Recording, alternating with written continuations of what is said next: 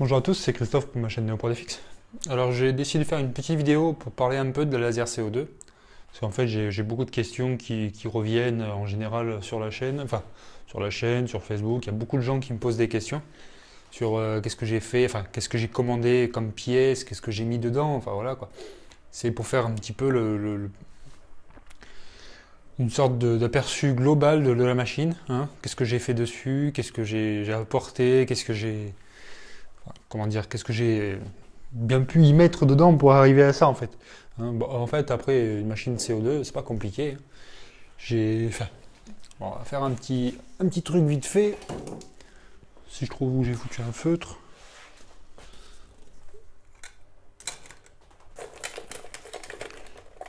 Voilà. On va faire un petit point global, vite fait. Donc une laser CO2, qu'est-ce que c'est? C'est tout con. Hein. Vous avez tout simplement, vous voyez de toute façon, vous le voyez ici, hein, vous voyez que en fait vous avez le laser. Je pense pas que je vais faire de toute façon un truc comme ça, je vais vous montrer directement. En fait, vous avez le laser qui va lancer le faisceau sur les miroirs, qui va venir en fait directement dans la tête laser et puis qui va découper la pièce en fait en concentrant le faisceau, ça va découper une pièce. Bon, alors qu'est-ce que nous avons dans la machine laser? Parce qu'il y en a beaucoup qui me demandent. Au final, je ne vais pas avoir besoin du tableau, je pense. Pas pour l'instant. Ce que je vais faire, c'est que je vais prendre la caméra, puis je vais survoler un peu le truc, je vais vous montrer. Alors, je vais juste placer mon câble vite fait. Alors, les deux câbles qui pendent dehors, là, c'est normal. Parce que c'est mon panneau de contrôle qui est ici. Hein, en fait, je suis en train de fabriquer la plaque, là, et comme j'ai foutu un coup de peinture dessus, à la bombe, là, j'attends qu'elle sèche. C'est pour remettre mon panneau par-dessus, là, direct. J'ai fait une petite plaque vite fait. J'ai acquis, il n'y a pas si longtemps que ça, bah, vous voyez, ça, c'est un extracteur d'air tout con. Hein, c'est un truc qu'on met pour les VMC, enfin, pour les extractions... pour ventiler une pièce d'une maison, un truc comme ça. C'est prévu pour 15 mètres carrés, je pense que là-dedans, ça va largement suffire. Hein. Il y a 1m50, enfin 1m40 quasiment sur 1 mètre. Donc je pense que ça peut être pas mal pour extraire la fumée qui est à l'intérieur. Je l'ai testé, hein, ça souffle quand même pas mal. J'ai mon conduit qui sera... En fait, ça va être fixé à l'arrière de la machine, derrière. Hein, il y aura un truc qui va être percé à l'intérieur, ça va être fixé comme ça. Puis le tube va venir s'emboîter dessus. Je vais imprimer un embout exprès là qui va se mettre dessus. Parce qu'en fait, mon tube, moi, c'est un tuyau de 80 et ça, c'est du 100. Bon, après, je sais qu'il y a des embouts de 80 par 100, mais moi, j'ai envie de faire un système avec l'imprimante 3D là qui puisse se clipser directement dessus. Je vais faire un truc pas trop mal. Donc ça sera fixé à l'arrière. Sur le panneau au-dessus, là, sur le panneau de contrôle, il y aura l'écran, il y aura le thermostat, hein. Il y aura également, en fait, il y aura un petit compteur aussi pour la puissance qui est débitée par le laser. En fait, je vais mettre un petit truc pour l'ampérage, pour voir combien l'ampérage est débité à chaque fois, pour voir si le laser, un jour ou l'autre, il faiblit ou quoi que ce soit. Ensuite, il va y avoir des petits boutons, hein, des petits boutons, je pense qu'ils vont être... c'est des petits boutons à tourner, que je ferai pour activer les alimentations séparées, pour pouvoir couper un circuit si jamais il y a un souci. Il y aura l'alimentation, alors je vais vous faire un petit visu de toute façon par-dessus avec la caméra. Hein, je vais prendre le téléphone. Donc, on se retrouve au-dessus. Bon là c'est le fouillage, hein, c'est un petit peu le bordel. Donc, parce qu'il faut que je fasse un câble management propre. Hein. C'était juste pour placer les câbles pour faire mon truc là, pour tester un peu tout s'il fonctionnait. Alors au fond, nous avons l'alimentation du laser ici.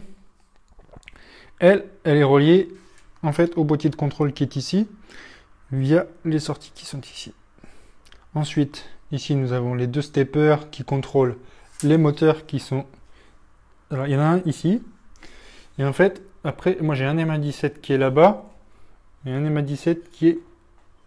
Je ne sais pas si vous le voyez, là, ici.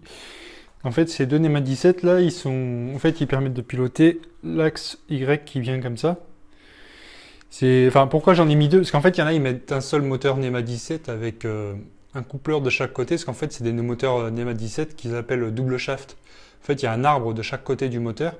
Et comme j'en avais pas pour l'instant, ben, je me suis débrouillé comme ça. J'ai mis un moteur là-bas et un moteur ici. Et ce que j'ai fait, ben, c'est que j'ai câblé le rouge et bleu en inversé. Hein. Vous savez, pour inverser les deux axes, vous avez juste à prendre... En fait, vous avez bleu, rouge, noir, vert. Vous prenez le bleu et le rouge, vous le croisez, vous faites un bleu rouge et un bleu rouge. Et en fait, ça vous donne l'axe qui tourne à l'opposé, en fait, la symétrie des deux axes. Voilà, donc c'est tout con. Donc là, on peut voir le miroir qui est... Un des miroirs qui est là. Nous avons l'autre qui est là-bas. Donc le laser. La tête laser qui est ici. Si on va faire un autofocus dessus. Voilà. Alors la grille que j'avais pris au fond, là, que j'avais pris en grillage, finalement, je vais la virer. Tout simplement parce que ça pèse vachement lourd, en fait. Ça pèse lourd. Et c'est... Enfin, au final, c'est de la merde, parce que c'est lourd, mais c'est enfin, c'est souple. Et au final, moi, ça me plaît pas, parce que je voulais faire... Enfin, je vais faire mon système l'axe Z, en fait, qui va monter et va descendre. Alors du coup, bah, j'ai trouvé un site qui vend des honeycombs, hein, des nids d'abeilles exprès pour les lasers CO2. Et ça coûte même pas une vingtaine d'euros. C'est hyper léger, en fait, c'est de l'aluminium, c'est vraiment très léger. Ça fait 2 cm d'épaisseur. Et ça va me permettre de motoriser mon axe, parce que ce truc-là, en fait, ce grillage-là, c'est vachement lourd. Et comme vous pouvez voir, là, c'est courbé, c'est de la merde. Enfin, je voulais tester pour voir ce que ça donnait, hein, au prix que j'ai payé à ça. Ça me servira à faire autre chose, hein. Je ferai des grilles d'aération ou je ne sais pas quoi avec. Ensuite, j'ai mon néon, enfin mon truc à LED, là, il faut que je le change, parce que celui-là, c'en était un vieux que j'avais depuis longtemps. Parce que là, j'ai juste mis ça pour faire un test d'éclairage, pour voir ce que ça rendait à l'intérieur, parce que, comme vous pouvez voir, là, j'ai tout caréné, en fait, hein. Toute la machine est carénée, hein. On peut voir que tout l'intérieur est fait. Il y a la vitre qui est posée, là. Par contre, la vitre, du coup, je vais y mettre un film exprès. C'est un film jaune qui se met sur les vitres, justement pour les machines découpeuses laser CO2. Vous avez sûrement dû voir qu'il y avait des vitres orange un petit peu. Mais en fait, c'est un film autocollant qui se met par-dessus et qui bloque les rayons qui sortent de la machine, en fait. Et du coup, la vitre en elle-même, je vais pas la laisser aussi grosse que ça. En fait, je vais la faire un tout petit peu plus petite. En fait, je vais faire une sorte de hublot. Hein, les bords là, en fait, il y aura la tôle directement. Et je vais découper un hublot à l'intérieur. Pour faire un truc un peu plus fini. Parce que finalement, la vitre, elle est un peu grosse. Et le problème du plexi, quand c'est aussi gros comme ça, c'est un peu souple. Alors du coup, je vais la renforcer avec un hublot. Hein. Donc le fond... On peut apercevoir le système de refroidissement liquide. Hein. Il y a le réservoir qui est là. Il y a ma pompe qui est là-bas. Là, il y a mon indicateur de flux qui s'est cassé la gueule, parce que j'avais mis du double face pour l'instant. Mais je vais faire un système avec... je vais imprimer une pièce. La plaque qui est en bois là derrière va dégager, hein, parce que je veux plus qu'il y ait de plaque de bois dedans, parce que c'est lourd au final le bois. Et puis bon, ça fait pas très esthétique, alors du coup je vais la remplacer, je vais faire aussi une plaque derrière là en métal. Là ça va être pareil, là, la plaque en bois qui est au fond, elle va être remplacée, il va y avoir un coffrage propre. De toute façon je vais tout câbler le truc comme il faut. Là j'ai mon radiateur qui est posé pour l'instant, il faut que justement que je fasse la plaque ici. Mais ça, la plaque elle va être faite avec la laser CO2 et avec la CNC. Ici en fait ça va être découpé à la CNC, vu que c'est de l'alu, hein, que ça se coupe facile. Donc du coup je vais découper là, et puis avec la laser, ce que je vais faire, c'est que je vais découper une plaque en plexi qui va venir se poser par-dessus pour faire un truc un peu esthétique, hein, faire un truc assez joli. Dessus ça va être pareil, il va y avoir des écritures faites avec la laser. Un petit peu comme ici là en fait. Ça c'était un des tests que j'avais fait. Bon là il n'y avait pas de focus, c'était fait à l'arrache. Le laser n'était pas réglé du tout, là c'était vraiment grossier. J'avais fait quelques petites découpes que je pourrais vous montrer si je les retrouve. Ouais, parce que c'est un peu le bazar dans mon placard là. Mon imprimante 3D, il y a un peu de bordel là, il y en a un peu là-haut. Il y a des NEMA 23 qui traînent, il y a plein de câbles là-haut. Bon là pour l'instant vous voyez qu'il n'y a plus la CNC. Pourquoi? Parce qu'elle est dans mon atelier qui est là-bas. Mais en fait elle est démontée, parce qu'en fait du coup je suis en train de la faire évoluer. Et pour l'instant elle est démontée, parce que j'ai pas mal de choses à faire dessus.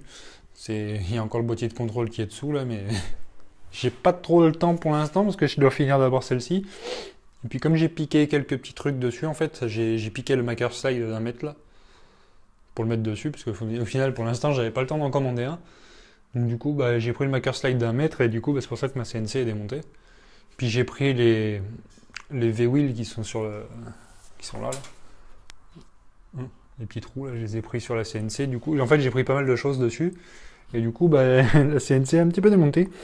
Mais elle va être remontée dans pas longtemps de toute façon, parce que j'ai besoin de découper des trucs avec. Donc du coup ce mois-ci j'ai une petite commande à faire dessus pour acheter de nouvelles pièces.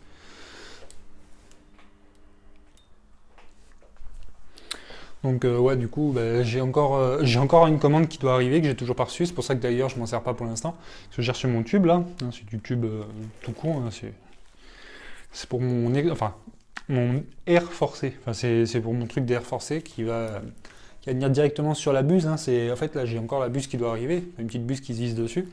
Un truc pneumatique, ça se clipse dessus.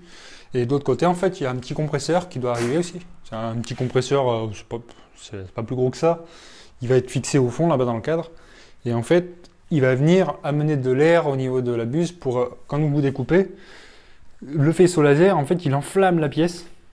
Et ce que ça fait, c'est que ça fait de la fumée. Et de la fumée, il n'y a pas que de la fumée dedans, il y a des particules, des trucs gras qui viennent se coller à l'intérieur de enfin, si j'arrive à le sortir, tac.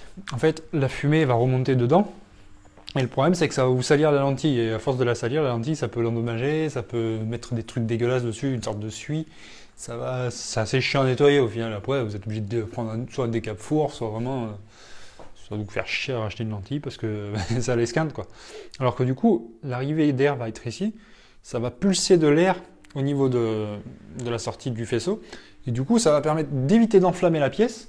Mais en plus, si vous faites par exemple du plexi ou autre, ça va vous faire une découpe plus propre. Parce que ça va éviter que le truc fonde, ça va le refroidir en même temps. C'est un peu comme le principe de quand vous imprimez en PLA et vous mettez votre ventilateur, ça va solidifier en direct la pièce.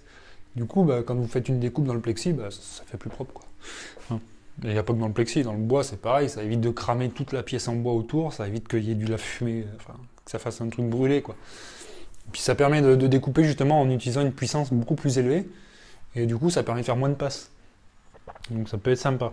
De toute façon, on fera un test, on verra tout ça plus en détail. J'ai encore mes stop à finir de câbler, enfin ils sont câblés, mais j'ai encore les stops à finir de positionner proprement.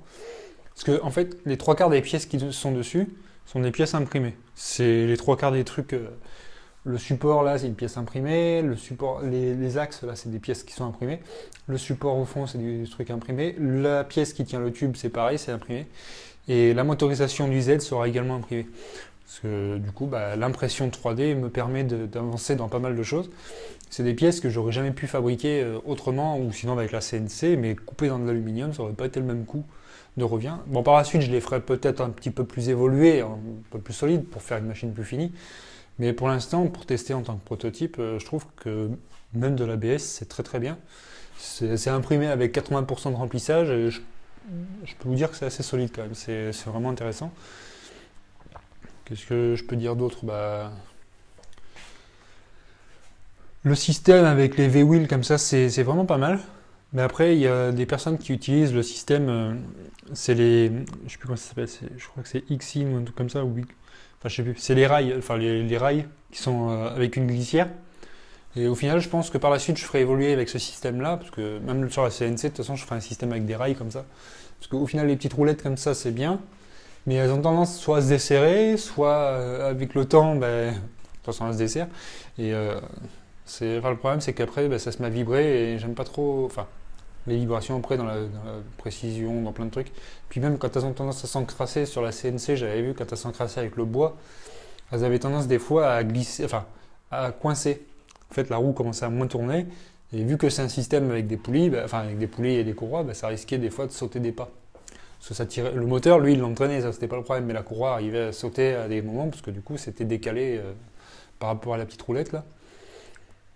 Donc du coup, je suis en train de réfléchir justement pour remplacer par le système de glissière. En plus, ça permet des vitesses beaucoup plus élevées parce que j'ai vu des mecs qui ont fait des tests, c'est des vitesses, ça a des accélérations à plus de 10 000. C'est un truc énorme quoi. Là j'ai testé, bon l'accélération on peut mettre assez poussé quand même. Le NEMA 17 là c'est un gros quand même, je sais plus à combien c'est, je crois que c'est 125 ohms, un truc comme ça. Je sais plus, mais il est assez costaud celui-là, c'est un NEMA 17 qui est assez costaud, il prend 2,7 ampères. Il est presque aussi costaud que les NEMA 23 que j'avais en petite puissance là. J'avais des petits NEMA 23 qui étaient tout simples, c'était 170 ohms je crois, ou 175, je sais plus. Et pour un petit NEMA 17, il était costaud quand même. Après j'en ai une petite, des NEMA 17 qui sont sur l'imprimante 3D, là, ça là par contre on arrive à les bloquer assez facilement à la main. Mais celui-là on peut quand même... il fait sauter les pas de la poulie avant qu'il bloque. Enfin voilà quoi. Sinon, bah, qu'est-ce que je peux dire d'autre? Bah, les alimentations, ouais, comme je vous ai montré, là il y a trois alimes. Il y a l'alimentation 24 volts qui alimente la carte électronique. Il y a la 12 volts, elle sert uniquement. Alors la 12 volts, elle sert uniquement à piloter le système de refroidissement liquide, l'éclairage là. Il y a quoi d'autre qui est piloté par la 12 volts? Bah, même la 24 volts pilote ça. La 24 volts, elle pilote ça. Le compresseur qui sera fixé au fond, lui, il aura sa prise annexe, parce qu'en fait, lui, il est obligé d'être alimenté en 220. Tout comme ça d'ailleurs, ça c'est du 220. Toutes les alimes seront alimentées par le 220 logiquement. Et en fait à l'arrière je vais faire un regroupement du panneau de contrôle. Il y aura un système de disjoncteur avec tous les 220 reliés sur des borniers. En fait on va avoir un système de clé ici. Dès qu'on va le tourner, ça va activer le 220 volts. Et après chaque interrupteur va activer chaque alim.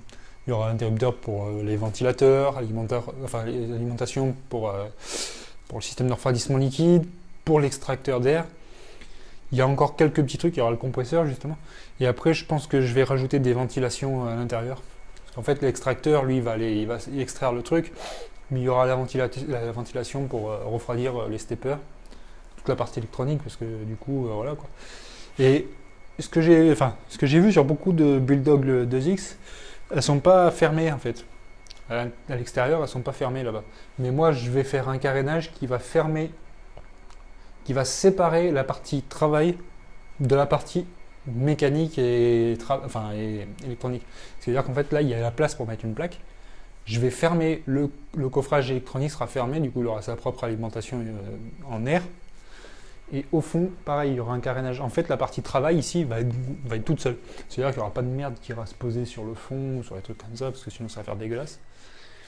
Et même le laser, là, du coup, il va avoir son petit carénage et il y aura son petit trou là-bas, juste pour faire sortir son faisceau. Comme ça y traque les gens, ils aillent faire des bêtises dedans, si jamais je la mets en expo ou des trucs comme ça. Ça sera, soit ce sera fermé avec une plaque comme ça, soit je fais un système qui ferme avec du plexi ou quelque chose, soit qui soit transparent, que les gens puissent voir l'intérieur de la machine, parce que sinon ça vaut pas le coup de faire une machine comme ça. Ça peut être intéressant aussi de faire un système visuel comme ça, parce que j'y réfléchis en même temps que je discute souvent. Donc ouais, ça serait... Mais ce que je veux, c'est que ce soit fermé. Je veux pas qu'il y ait des saletés, de la poussière et tout qui aille là-bas, parce que quand ça va travailler, ça va en balancer partout. Déjà, la dernière fois j'avais commencé à travailler, il y avait déjà les steppers qui avaient commencé à balancer pas mal de bois dans la gueule. Enfin, de la poussière de bois, et avec les extracteurs, c'est bien, ça va peut-être sortir à l'extérieur. Mais je vais faire un système qui va être sympa, je pense. Ça va être coffré, ça va être propre. Puis ce qui est bien, c'est qu'elle n'est pas lourde. Hein. C'est que de l'aluminium et franchement, ça se promène, quoi. Enfin, ça se promène. Je n'irai pas m'amuser à la déplacer tout le temps parce qu'il y a le laser qui est fragile, il faut faire attention. Mais je vais faire un système. Après, peut-être par la suite, je ferai peut-être une petite table avec des roulettes dessous, parce que là, au final, c'est bien, mais enfin, après, celle-là, c'est pas une machine qui est faite pour être déplacée. Parce que déjà, pour passer la porte, là, c'est autre chose. Elle fait quand même 90 cm d'épaisseur, enfin, de profondeur, elle fait 90, et en longueur, comme ça, elle fait 1m40. Donc, du coup, ça fait quelque chose d'assez important quand même. Donc, pour se déplacer, j'en ferai peut-être un petit bébé mini. Oh, une mini, ça pourrait être sympa pour se trimballer, pour aller faire des tests un peu partout. Ça peut être sympa, je pense. Quand il y a besoin de faire des animations, un truc comme ça, une petite CNC laser, enfin la Prusa, ça se trimballe, c'est petit. Mais la Prusa, le problème, c'est que quand on la trimballe, là encore, elle bouge pas, parce que maintenant il y a le calibrage automatique, puis il y a le triangle à l'arrière qui la maintient. Après, il y a la chape Oco. Il y a les voisins qui rentrent. Enfin voilà, j'ai encore pas mal de petits boulots à faire, j'ai tout le câble management à faire proprement, j'ai tous les câbles à ranger, je vais peut-être réaménager le truc comme il faut, mais là pour l'instant c'est pas trop mal non plus. Enfin voilà, j'ai mon petit thermomètre, mon petit thermostat à remonter, j'ai mon panel à remonter. Voilà, il y a le système de diode, on peut changer la couleur si on veut, ça peut être rigolo. Je peux faire un truc... un truc tout con comme ça, peut être rigolo quoi. Mais là, celle-là de rampe de diode, elle a les diodes, je sais plus, je crois que c'est les bleus qui sont mortes. Ouais, c'est les bleus, il y en a 3 de mortes là-bas, du coup, il faut que je refasse le câblage, du coup, quand j'éclaire en blanc, bah, ça fait mélange rouge-vert, ça fait dégueulasse quoi. Mais du coup, bah, en rouge c'est sympa je trouve. on verra. Bon, j'espère que le son rend bien avec le micro, hein. J'espère que vous en penserez quelque chose de sympa de la vidéo. Là, le bruit que vous entendez, c'est la machine à laver qui tourne. Malheureusement, je peux pas faire sans, hein, parce que malheureusement, il faut laver son linge. Hein. Donc du coup, j'ai quand même pas mal de choses à bosser sur la CNC laser. J'ai encore des tutoriels à faire sur les imprimantes 3D et j'ai la Prusa que je dois justement vous faire le tutoriel à fabriquer. Hein,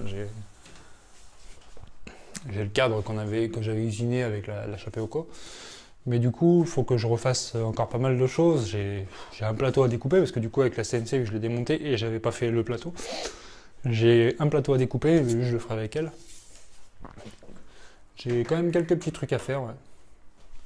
On fera la Prusa de A à Z. Je ferai la nomenclature de toutes les pièces parce qu'on me l'a demandé dans une des questions sur la chaîne YouTube. On m'a posé la question de faire un listing de toutes les pièces d'une Prusa i3.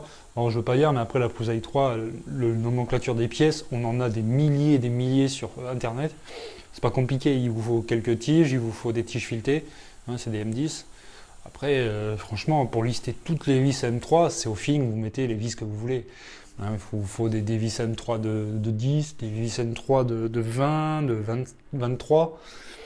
Il y a des M3 par 60 pour l'extrudeur. Après, ça dépend comment vous allez faire votre système pour l'axe Z. Si vous voulez acheter des vis Acme ou si vous voulez mettre soit du M8, soit du M5, parce qu'il y en a, ils mettent du M8, il y en a qui mettent du M5. Ça dépend de la vitesse qu'on veut, ça dépend le pas par millimètre qu'on veut. Il y a les courroies à acheter, il y a les poulies, les poulies GT2, il y a 5 NEMA 17 à acheter. Voilà, qu'est-ce que je peux dire d'autre? Après, si vous voulez mettre un capteur capacitif, si vous voulez mettre le capteur, d'ailleurs on m'a posé la question, je vais répondre. Le capteur avec le système, avec le cerveau là, c'est...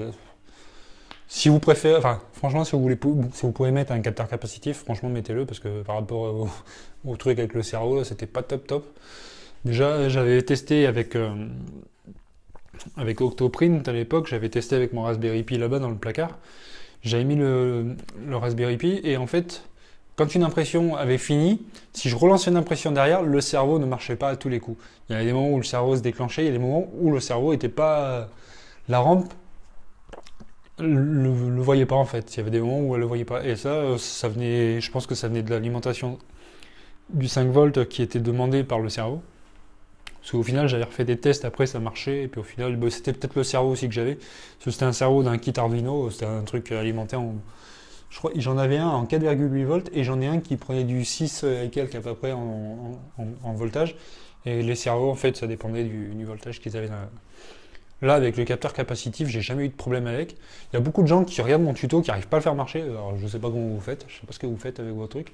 Moi, j'en ai câblé 5, des capteurs comme ça, ils ont tous fonctionné. Mon Marlin, il fonctionne depuis le début. Je sais pas, c'est... Moi, quand je vais faire le tutoriel pour monter la Prusa, vous regarderez, à la fin, on aura une Prusa identique à la mienne qui va marcher exactement pareil. Et voilà quoi. Ça vient pas de la rampe, ça vient pas du machin, de quoi que ce soit, que ça fonctionne plus ou moins bien. Je l'ai fait sur une Megatronic V2, je l'ai fait sur la rampe, je l'ai fait sur une Minitronic, ça marche très bien. Après, le capteur capacitif sur la Minitronic, par exemple, vous pouvez pas le connecter directement, ou vous devez prendre un 12 volts externe sur l'alimentation. De toute façon, moi, je prends toujours un 12 volts externe sur l'alimentation. Comme ça, moi, je suis tranquille, je sais que j'ai un 12 volts. Et voilà. Après, qu'est-ce que je peux dire d'autre? Ben voilà, j'ai fait le tour, hein, je pense. Comme d'habitude.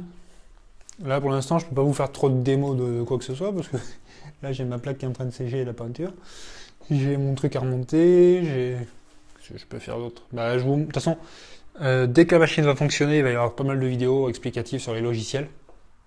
Sur LaserCAD que j'utilise pour ça, sur faire un dessin avec par exemple Inkscape. On va faire un dessin, on va le convertir en DXF ou en SVG, on va le balancer sur LaserCAD et on va le balancer sur la machine. Après, il y aura tout le tutoriel sur paramétrer ça en fait, sur paramétrer les pas par millimètre d'un laser, parce que si jamais vous achetez le AWC 708C par exemple comme celui-ci, vous aurez tout le réglage à faire directement dedans. Parce qu'en fait, avec ce truc là, on peut piloter sans l'ordinateur.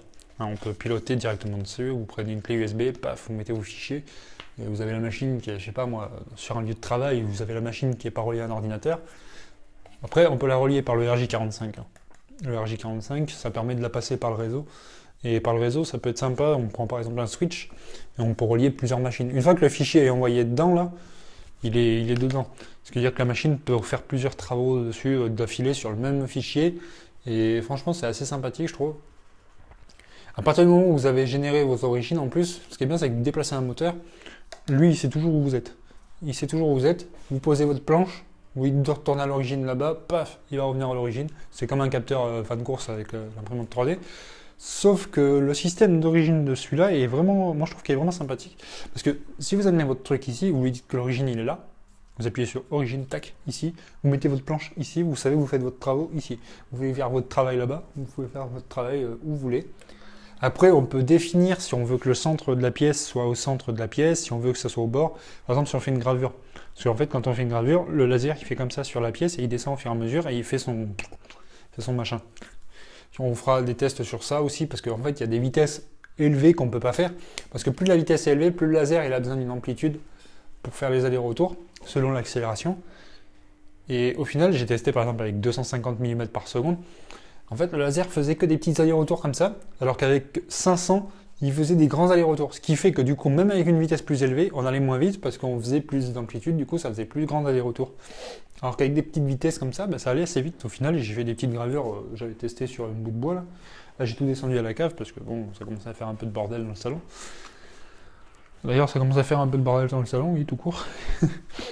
Et ouais, la gravure, c'est sympa aussi. On fera des tests de gravure, on pourra graver sur des bouts de bois, on fera des tests. J'essaierai aussi de graver sur une plaque d'aluminium pour voir si jamais je peux faire une gravure sur le fond de l'iPhone. Hein, par exemple, sur une coque en aluminium, faire une petite gravure, genre un petit bonhomme ou un petit... Je sais pas, si quelqu'un a une photo souvenir de sa fille, de quelqu'un sur son téléphone en arrière, sur la coque. Sur l'iPhone, on peut le faire. Par contre, on va éviter sur un téléphone en plastique parce que ça risque de cramer un petit peu. Voilà. Donc après, qu'est-ce que je peux dire d'autre? Voilà, c'est vraiment une grosse vidéo. Je discute beaucoup. Comme d'habitude. Je sais pas si les gens ils ont regardé jusqu'à la fin. Là, les gens, je sais, ils attendent du contenu. Pour l'instant, je bosse la journée, donc je suis pas trop à la maison. Là, j'en profite parce que c'est ma matinée de repos. J'ai découpé ma plaque, j'ai fait quelques petits trucs. J'ai tout mon câblage à refaire, mais pour l'instant, je peux pas parce que j'attends mon compresseur pour pouvoir finir mon truc. Et ça fait... Vous voyez, AliExpress, c'est bien, mais des fois, il y a des moments où on peut pas savoir quand c'est que ça va arriver. Là, le compresseur, il est parti, je sais plus, il y a 3 semaines qu'il est parti, je crois, en Chine. Il y avait marqué comme... J'avais reçu le numéro de suivi, puis il y avait marqué comme quoi il était parti du centre de tri de là-bas, et il voyage, quoi, il se promène maintenant. Il est peut-être arrivé là-bas, je sais pas. Donc du coup, j'attends mon petit compresseur, j'ai reçu mes tuyaux, j'ai reçu mes lunettes ça c'est les lunettes, ça fait un moment qu'elles étaient arrivées, je sais même pas où je les ai foutues encore. Non, parce que les gens ils me posent des questions des fois, est-ce que je me protège avec quelque chose pour éviter de me flinguer les yeux? Voilà, la réponse c'est oui. Voilà quoi, j'ai des lunettes exprès pour regarder le machin. Par contre, je vous précise que même si vous mettez ça, vous voyez pas le faisceau. Non, c'est pas possible. Pour voir le faisceau, il faudrait une machine qui affiche justement les infrarouges. Et ça, pour l'instant, j'ai pas les moyens. Ça doit pas coûter excessivement cher. Peut-être qu'il y en a qui se trouvent pas trop cher, des machines pour regarder les infrarouges. Avec ça, par contre, je vous conseille je vous dis tout de suite, si vous mettez longtemps les lunettes, vous allez avoir plus mal aux yeux que si vous les mettez pas. Parce que j'ai testé et franchement, le machin, quand vous regardez dedans, ça fait bizarre. Je peux essayer de vous montrer un peu ce que ça donne, si on peut voir à travers la caméra. Voilà ce que vous voyez quand vous regardez dedans. Ça fait ça. Et ça fait exactement ça quand vous regardez avec vos yeux. Ça fait exactement ça, et je peux vous dire que quand vous les mettez, vous allez l'air con déjà. Alors vous regardez dehors, c'est simple. Déjà le ciel, vous le voyez pas. Par exemple là, si j'enlève, je vois les nuages gris. Là, si je mets ça, je vois les nuages bleu-violet. Et en fait, ça fait bizarre. Par contre, on voit des choses qu'on ne voit pas à l'œil comme ça. Il y a des trucs qu'on ne voit pas exactement pareil. Il y a des trucs... vous voyez pas des fantômes, hein. Ça serait waouh. Non. Non, par contre, même quand vous regardez le faisceau, en fait, quand vous regardez la pièce qui s'usine, par contre, si vous regardez le faisceau, enfin, pas le faisceau, mais quand vous usinez, vous voyez le laser qui découpe, si vous regardez avec ça, vous allez vous flinguer les yeux, par contre, parce qu'avec ça amplifie vachement le truc, là, et comparer entre ça et mettre les lunettes de soleil pour regarder le truc du laser, je préfère mettre les lunettes de soleil. Hein. Franchement, c'est fait exprès, pourtant, ces lunettes-là, c'est fait exprès, mais le petit machin laser, ça le renforce. Parce que le truc, quand il est en train de brûler, c'est jaune. Alors que si vous regardez avec ça, vous le voyez bleu. Vous le voyez bleu, la lumière bleue. Par contre, je vous déconseille aussi de regarder le soleil avec. Hein, mais les lunettes de soleil, par contre, on peut regarder le soleil avec. C'est des lunettes polarisantes et vous regardez le soleil, ça vous fait pas mal aux yeux. Parce qu'en fait, ça assombrit vachement et vous pouvez regarder le soleil. Quand vous l'avez en pleine gueule quand vous roulez en voiture, vous le voyez pas. Ça vous fait pas mal, quoi. Alors qu'avec ça, là... voilà, quoi. Enfin, voilà, il y a ça, il y a... Qu'est-ce qu'il y a d'autre? Après, dès qu'elle est finie, je vais commencer à travailler un petit peu dessus, de faire quelques petites découpes, je vais essayer de produire quelques petites pièces pour essayer de ravestir un petit peu, quoi. Ravestir dans d'autres trucs, justement, j'ai la machine, j'ai ma CNC à reconstruire, et j'aimerais vraiment, alors vraiment, s'il y a des personnes qui sont dans le domaine, soit de l'impression 3D, soit de la CNC, soit plein de trucs, qui accepteraient d'être partenaires avec moi, de par exemple me faire tester des machines. Hein. Je veux pas que vous me donniez des machines. Non, je veux pas, ça m'intéresse pas qu'on me donne des machines gratuitement. Enfin, je veux dire, si vous voulez le faire, faites-le, enfin, vous le faites si vous voulez, mais je veux dire, je veux pas vous demander que vous me donniez des machines. Non, ça je veux pas. Parce que ça se fait pas. J'ai pas envie de faire comme certaines personnes qui demandent. Pouvez-vous me donner une machine s'il vous plaît et je vous ferai de la pub et tout comme ça. Non, c'est pas ce que je veux faire. Non, au contraire. Moi, par contre, ce que j'aimerais bien, c'est que vous m'envoyez par exemple des machines. Vous m'envoyez une machine pour me dire demain, est-ce que tu pourrais nous tester une machine sur ta chaîne? Genre, je sais pas moi, une machine, une découpeuse CNC, un truc comme ça. Pas forcément un truc immense parce que ça va pas rentrer dans le salon. Il y en a une qui va peut-être pas être contente. Hein. Non, mais je sais pas, des imprimantes 3D à tester. Par exemple, vous avez créé une imprimante 3D et vous voulez la faire connaître. Moi, ce que j'aimerais bien, c'est pouvoir tester des machines. Vous me l'envoyez, je la teste, je fais des tests, des trucs. Un petit peu comme vous voyez les journalistes qui font sur leur forum et tout comme ça et tout là. Les mecs qui ont des gros moyens, voilà, qui arrivent à pouvoir acheter des machines pour pouvoir les tester. Moi, j'aimerais bien faire ça aussi. Hein, en tant que, pour l'instant, bénévole, bénévole, pas forcément, mais peut-être moyen d'une petite pièce, mais je veux dire, m'envoyer des imprimantes 3D, m'envoyer une CNC, je fais un test sur ma chaîne, je vous la teste, je fais des trucs dessus, j'en parle, et je la fais connaître, ça serait vraiment intéressant, puis j'aimerais bien que voilà, ma chaîne grandisse, qu'elle grandisse, que je puisse proposer du vrai contenu. Vous m'envoyez une Ultimaker à tester demain, enfin, franchement, je serais super content en plus de toucher du matériel comme ça. Je pourrais apporter mon petit coup d'œil technique dessus pour voir voilà, ce que j'aime pas dessus. Parce qu'il y en a beaucoup qui testent des machines, au final ils connaissent que la fiche technique du truc. Bon là l'avion il est en train de décoller, il y a la machine à laver qui décolle. Enfin bref, voilà, j'aimerais vraiment diversifier ma chaîne, apporter vraiment du test, voilà, apporter plus de trucs comme ça. Ce serait vraiment magique pour moi déjà de tester des machines. Puis voilà, j'ai un micro qui fonctionne pas trop mal. Maintenant, je pense après par la suite, je vais améliorer la caméra quand même. Je vais essayer d'investir dans quelque chose qui filme mieux. Et voilà quoi. J'aimerais vraiment avoir mon petit truc, mon petit labo, enfin mon petit labo de test comme ça, vous voyez, puis faire des tests de machines comme ça pour tout le monde. Je sais pas, il y a une personne qui, par exemple, demain se demande qu'est-ce que vaut telle machine. Si je peux vous la demander et que vous pourrez me l'envoyer pour la tester, je fais une vidéo dessus pendant, je sais pas moi, une bonne heure. Un bon truc, quelque chose de vraiment bien. Je prépare une vidéo, cette fois je fais un truc papier avec un bloc-notes, je rédige ce que je vais faire un truc, parce que là franchement c'est de l'improvisation comme toujours. De toute façon j'improvise toujours, mes vidéos sont toujours improvisées. Je trouve que c'est plus nature que le mec qui va faire son montage. Bon, j'ai rien contre ça, je trouve qu'il y a des vidéos qui sont vraiment bien faites, mais quand il y a des montages que ça coupe toutes les 5 minutes parce que le mec fait des reprises dans sa vidéo, au final on se rend compte d'une chose, c'est que le mec, bon, il a refait une prise, il a refait une prise, il a refait une prise. Là j'aurais refait une prise si j'aurais été dans le truc, j'aurais refait une prise. Mais au final, le fait qu'il y ait une vidéo qui dure longtemps comme ça, que je discute beaucoup, bon peut-être qu'il y en a qui ont quitté depuis longtemps la vidéo, là, ils ont cliqué là. Hein, si vous êtes encore là, merci. Mais ce que je veux dire, c'est que faire une vidéo comme ça à l'improvisation, c'est pas mal aussi. Parce que ça permet d'avoir des idées qui arrivent sur le fait, pas d'avoir un truc tout prêt. Je trouve que c'est bien, parce qu'en même temps, là, je réfléchis, je vous dis des trucs, par exemple, que je pensais pas tout à l'heure, que je pense maintenant, que c'est pas mal. C'est peut-être un peu le fouillis dans la vidéo, c'est peut-être un peu le désordre, mais je trouve que c'est pas mal. C'est du direct. Voilà, c'est du direct indirect. Voilà, je vous fais le direct, ça vient, et puis au final, je vous poste la vidéo. Là, je vais la poster brute de décoffrage, comme on dit, hein, avec une posée comme ça. Voilà quoi. Il n'y aura rien de rajouté, il n'y aura rien d'enlevé. La machine à laver en direct. Non, mais sinon, ouais. Il y a pas mal de vidéos sur la CNC, sur la laser. La CNC, il faut que je la remonte, la découpeuse. Hein. J'ai envie de vraiment la remonter, de faire quelque chose de propre. Là, je l'ai démontée pour piquer les marker slides dessus, pour faire elle.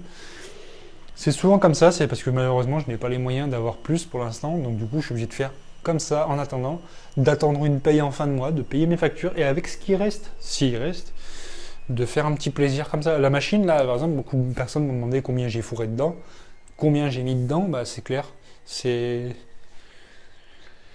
un nombre à 4 chiffres, c'est sûr, mais il commence pas par un 2, je vous rassure tout de suite, il commence que par un 1. Il n'y a pas 2000 euros là-dedans, il n'y a pas 2000 euros. Ça, voilà, quoi, c'est pour vous dire que voilà, c'est inférieur à 2000 euros, si vous voulez vous en faire une. Hein, il y a des machines chinoises à 400 ou 500 euros là, qui commencent à arriver en 40 watts. Hein. Après, elles ont un volume de découpe qui fait à peu près 30 par 20. Je crois qu'il y en a beaucoup que c'est des 30 par 20 ou 40 par 30, trucs comme ça. Voilà. Alors que là, nous avons 1 mètre par 60. C'est quand même assez important. Ça prend de la place, ouais. Mais c'est fait maison. C'est fait maison. Le profilet d'alu, le machin et tout. Au final, j'ai repris le système de buildlog là, et puis je vais l'améliorer parce qu'au final, bah, c'est bien, mais j'ai de la place, mais je manque de place. C'est con. J'ai de la place. Bon, le système du milieu, je ne vais pas le toucher. Mais vous voyez le petit bloc ici là que je me suis servi pour faire toute l'alimentation. Je vais faire un petit bloc de l'autre côté. Et en fait, dans le bloc de l'autre côté, il y aura d'autres trucs qui seront mis dedans. Parce qu'en fait, là, du coup, j'ai envie de séparer le système de refroidissement et le système électrique des alimentations. Parce que si un jour il y a une couille, par exemple que là, il y a un tuyau qui perce ou quoi que ce soit et que ça coule dessus, bah paf, il n'y a plus rien. Il n'y a plus rien, il n'y a plus de lumière. Il n'y a plus de petites bulles. Enfin, si, il y aura des bulles, mais partout. Mais ce que je veux dire, c'est que je veux faire un système. En fait, il y aura par exemple le compresseur et tout le système qui sera là-bas, et l'alimentation qui sera ici. Puis je trouve que ça fera une machine symétrique, un petit peu comme la Laserzor, que j'aime bien. Enfin, j'aime bien l'esthétique de la Laserzor, avec des profilés qui sont quand même assez importants. Je vais faire mon propre truc. Voilà. Je vais faire mon propre truc. Je vais essayer d'apporter quelques petites modifs par la suite. J'aurai peut-être un... Pardon. Je pense que ça c'est bien entendu aussi dans le micro. Je vais essayer de faire un petit design avec le dessin du truc, quoi. Quand j'aurai par la suite peut-être les moyens de faire un vrai coffrage avec une vraie machine pour découper de la tôle. Puis des trucs comme ça, parce que là pour l'instant c'est uniquement fait à la disqueuse. Disqueuse, scie sauteuse, truc tout con. Bon, le plexi lui découpe avec la laser, hein, ça va vite. On met un truc dessus, on appuie sur le laser, paf, ça coupe en deux, c'est fait.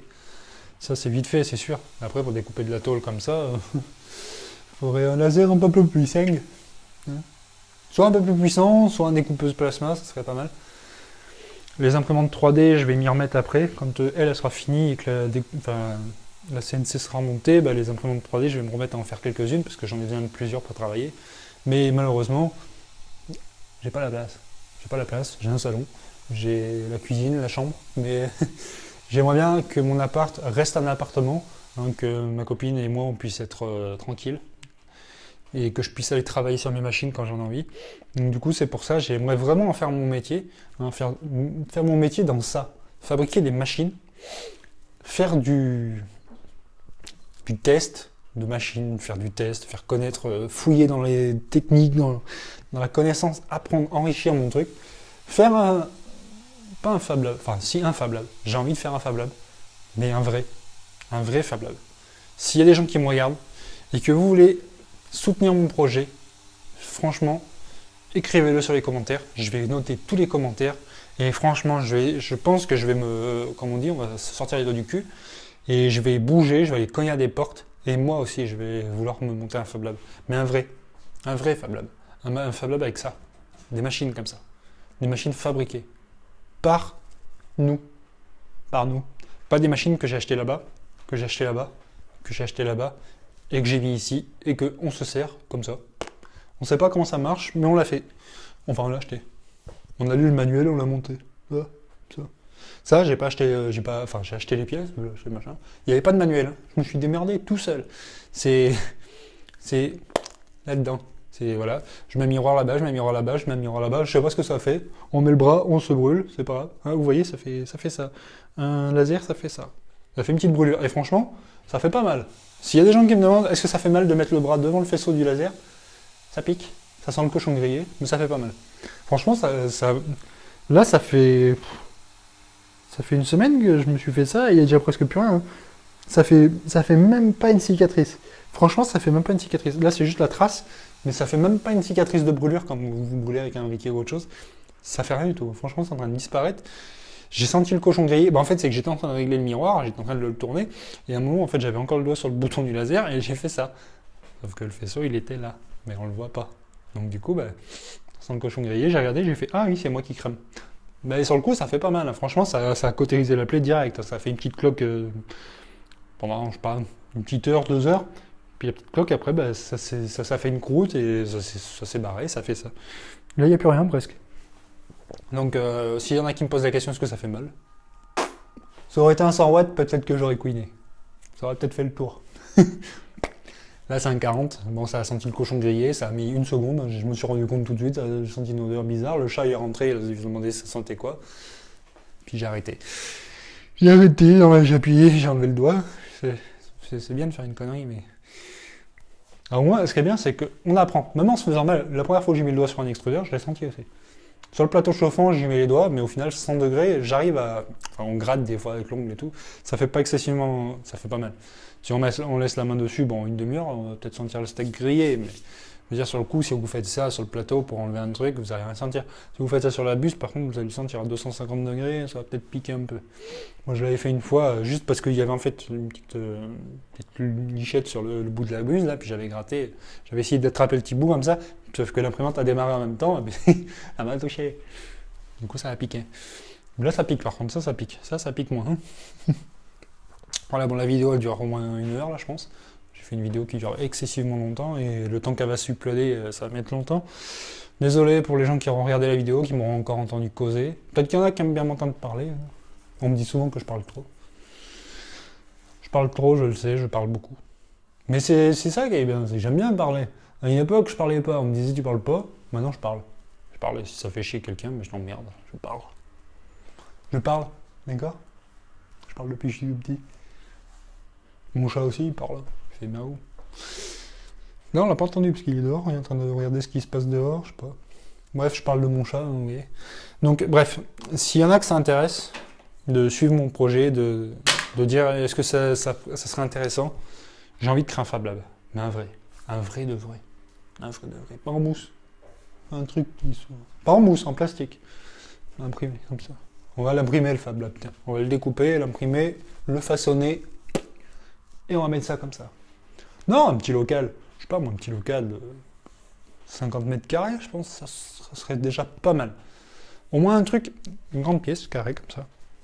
On met des machines, hein, on met des imprimantes 3D d'un côté, on met des découpeuses laser. Mais pas que. Pas que. Parce qu'il y en a, ils oublient une chose. Il n'y a pas qu'une découpeuse laser, une imprimante 3D. Le chat vient d'ouvrir la porte. Bienvenue. Je sais pas, moi, on peut mettre des tours à bois.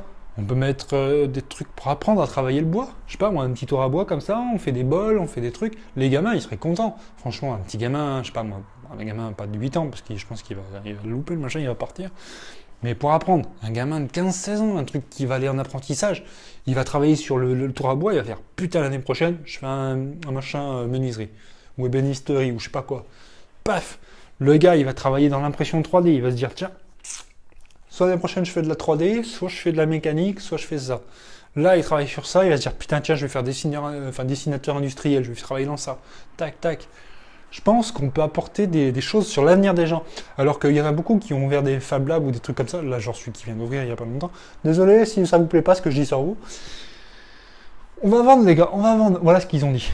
On va vendre. On va aller voir des pros, on va leur dire, tiens, est-ce que vous voulez acheter ça? Tac, paf, on vous facture. Voilà, vous avez votre truc. Le mec, il vient. Je peux découper une pièce? Ouais, par contre, ça fait tant. Ah bah ouais, mais. Non. Voilà. 200 boules pour découper une planche. Salut!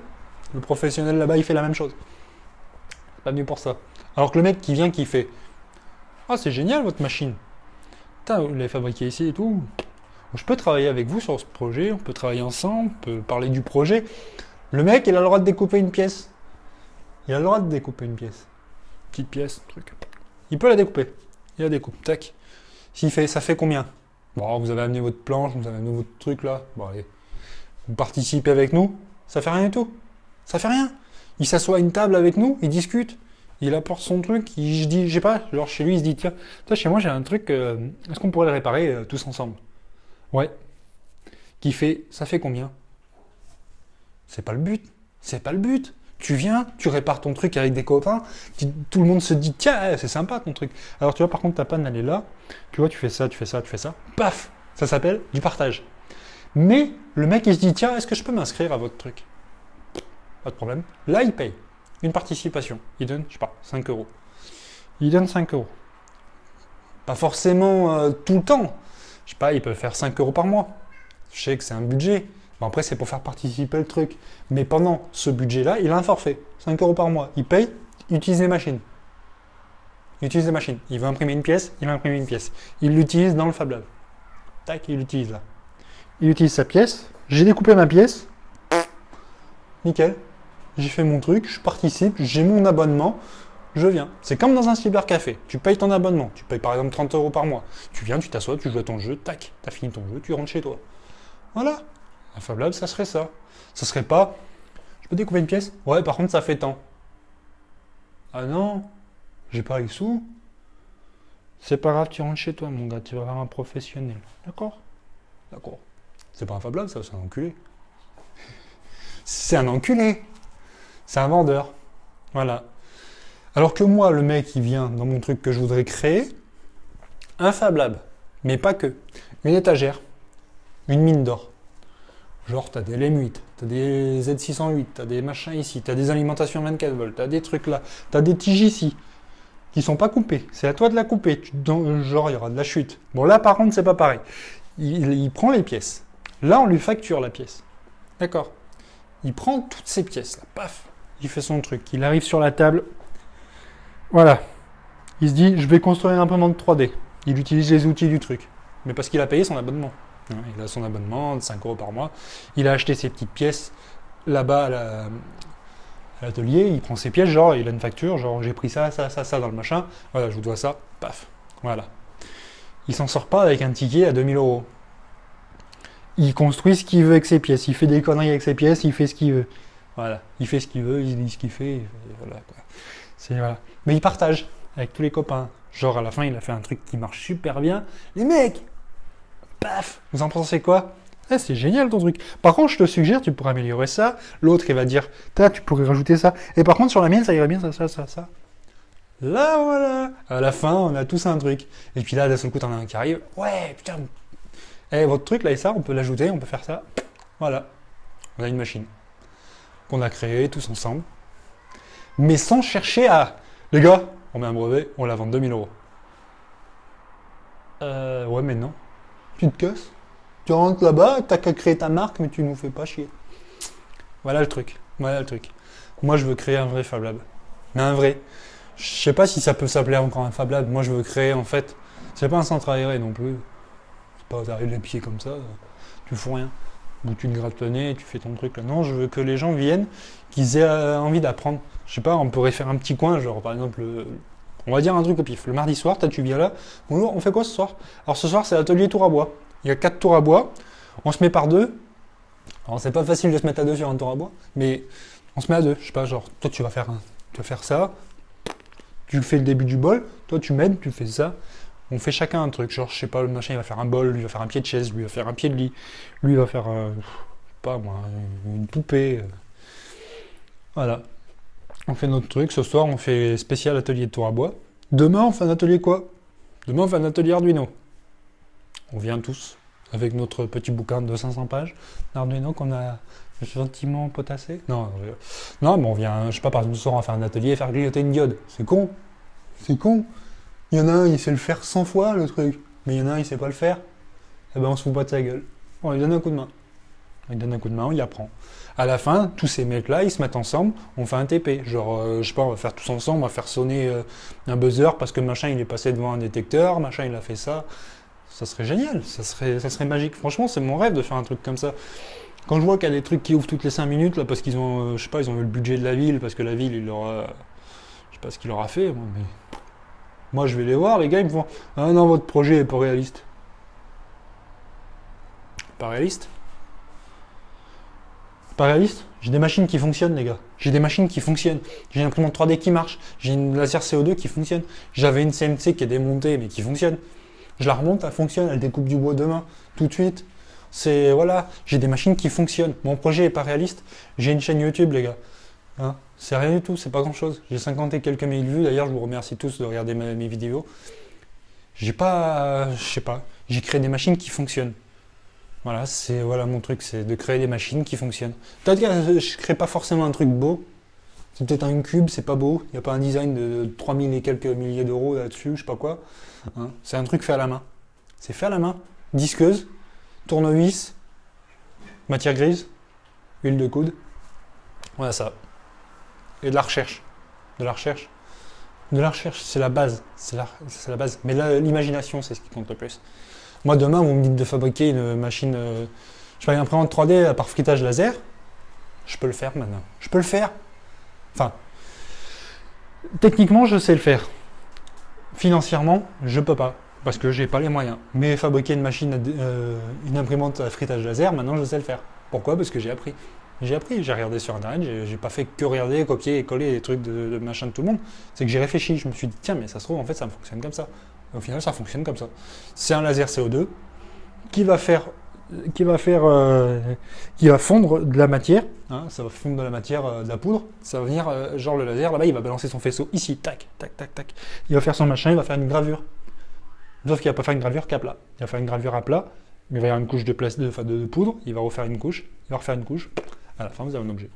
C'est comme ça que ça fonctionne, le frittage laser, c'est tout con en fait. Ça s'appelle du frittage laser pour rien.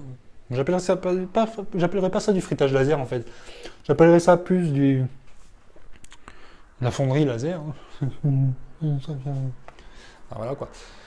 Donc je crois que j'ai fait une vidéo qui dure 3 plombes. Hein. J'ai fait une vidéo et puis je crois que j'ai plus de batterie ou je sais pas. Ouais, elle dure 1 heure la vidéo, vous allez pleurer les gars quand vous allez voir le nombre de temps qu'elle dure la vidéo. Il n'y en a pas un qui va la regarder jusqu'à la fin je crois. Enfin bref, je vous dis à bientôt sur ma chaîne YouTube. Portez-vous bien. Regardez la vidéo. S'il y en a qui me disent qu'ils aiment bien, d'accord. Si vous aimez pas, dites-le aussi. Hein. Vous n'êtes pas obligé de regarder. Ouais, je vous souhaite une bonne journée à tous. Hein, et puis à la prochaine pour la prochaine vidéo. Ça là, il n'y a pas d'intro, je vous précise tout de suite, même si c'est la fin de la vidéo. Je n'ai pas fait d'intro, je n'ai pas fait de truc, je l'ai fait à l'arrache. Mais enfin voilà, je vais m'impliquer après pour la suite, je vais faire quelque chose de pas mal. Dès que la machine va tourner, là, elle tourne, mais après j'ai encore des trucs que je dois avoir, c'est le compresseur. Parce que si je découpe sans le compresseur, ça va me dégueulasser toute ma lentille, je vais devoir m'amuser à la nettoyer toutes les 5 minutes. Non, mon but c'est vraiment d'avoir une machine qui fonctionne, mais fonctionne à 100%, hein, avec chaque truc que je pourrais vous détailler. D'ailleurs, j'ai aussi une vidéo à faire sur la CNC Breakwood Board. Là. J'ai une petite vidéo à faire dessus pour expliquer un petit peu comment ça fonctionne. Parce que j'en avais pas fait, je crois, je sais plus. Je l'avais juste fait une vidéo pour la montrer, mais j'avais pas expliqué à 100% son fonctionnement, donc j'ai pas mal de choses à faire. J'ai beaucoup de trucs à faire, beaucoup. Mais bientôt, là, j'aurai un peu plus de temps parce que mon contrat il va rediminuer. Parce que là, j'étais passé à 35 heures pour donner un coup de main. En tant qu'avenant, hein, c'était un avenant. Et du coup, à la base, je suis qu'à 20 heures. Donc du coup, je vais repasser à 20 heures. Parce que j'étais à 15, je suis passé à 20 heures. Et puis là, du coup, je suis repassé à 34 pour donner un coup de main. 34, 35, après ça redescend à 33. Il y a des fois, ça bouge tout le temps. Là, je vais repasser à 20 heures pendant tout le mois d'octobre. Ce qui fait que je vais avoir plus de temps. Parce que je travaillerai que 2 jours et demi par semaine. Et c'est pas beaucoup. Mais je travaille. Et du coup, pendant tout le reste du temps, je vais bosser à fond sur elle. Je vais travailler sur l'imprimante 3D. On va devoir faire la prise ensemble. On va faire pas mal de choses. Donc je vous dis à bientôt sur ma chaîne YouTube, portez-vous bien et merci pour les vues et pour les commentaires.